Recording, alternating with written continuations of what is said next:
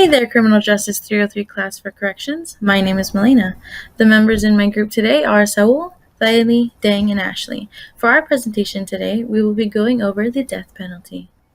Diving into our topic, our essential question is, should the death penalty be abolished? By the end of this video, you'll have all the information, such as the history and background of the death penalty, some of the statistics on the public opinion and the decline of use in the United States, the pros and cons of capital punishment hypothetically being abolished, the broad controversy of morality, any sentencing alternatives there might be to slowly move away from capital punishment, and lastly, the conclusion of our findings in order for you to create your own opinion. Any references we have used to create this for you today will be linked in the description. Now let's get started. I'll be passing the mic on to Thaili to talk about the history and background. The death penalty has many methods as to how they were to execute someone. Those methods included shooting them, gassing, hanging, beheading, lethal injections, and electrocutions. Since 1973, there have been 170 documented death row exonerations. Currently, capital offenses such as espionage, first-degree murder, treason, etc. can be punished with the death penalty, and 23 states have abolished the death penalty. Finally, as of 2023, there are about 2,000 inmates on death row. The figure titled Outcome of Death Warrants in 2022 shows that there are multiple inmates who are still waiting for their fate or have been executed. The figure titled American Support for Death Penalty shows that during the year 2022, 55% of people surveyed favored the death penalty. 42% of them opposed it, and 3% of them have no opinion. This figure shows that the death penalty status for states in the last 10 years. The states in gray have had executions in the past 10 years. The states in light purple have had no executions in the past 10 years.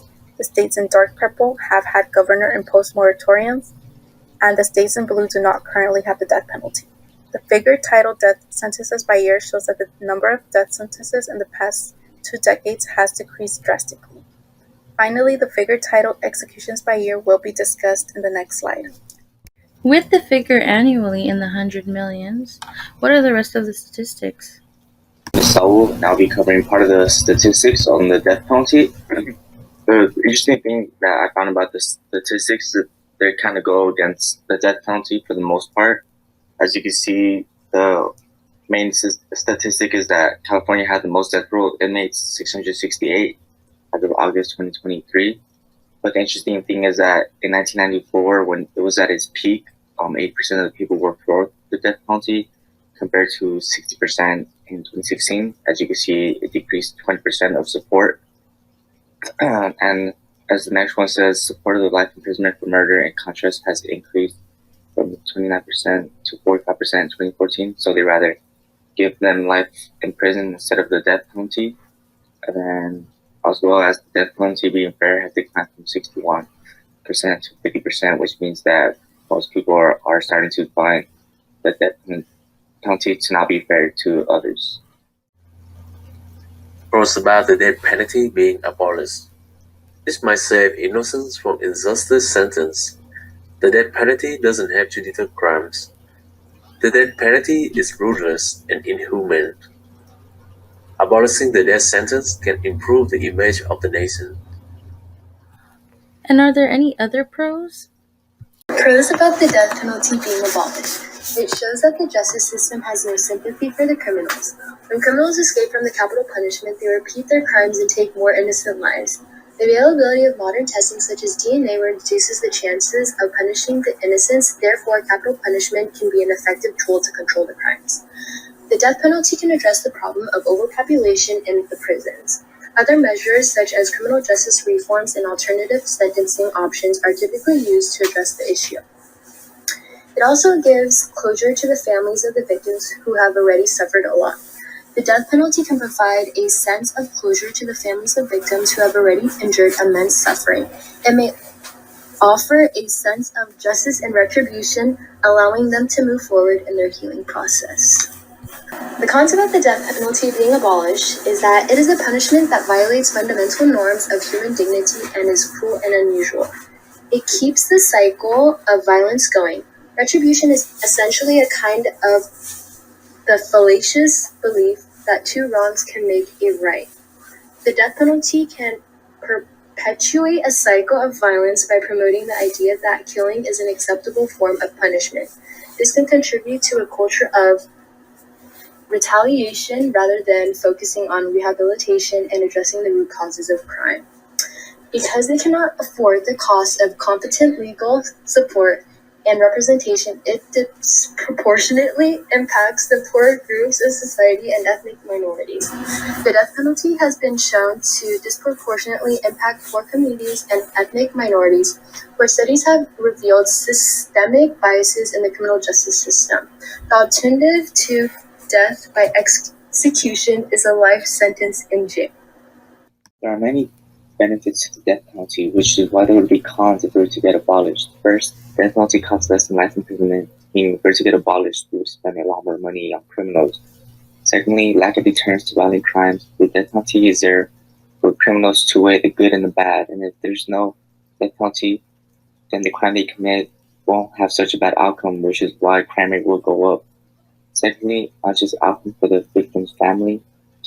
The family needs some kind of closure. If their victim is murdered, then why shouldn't the criminal be murdered as well? It's not fair. It prevents the chances of illegal escape from imprisonment.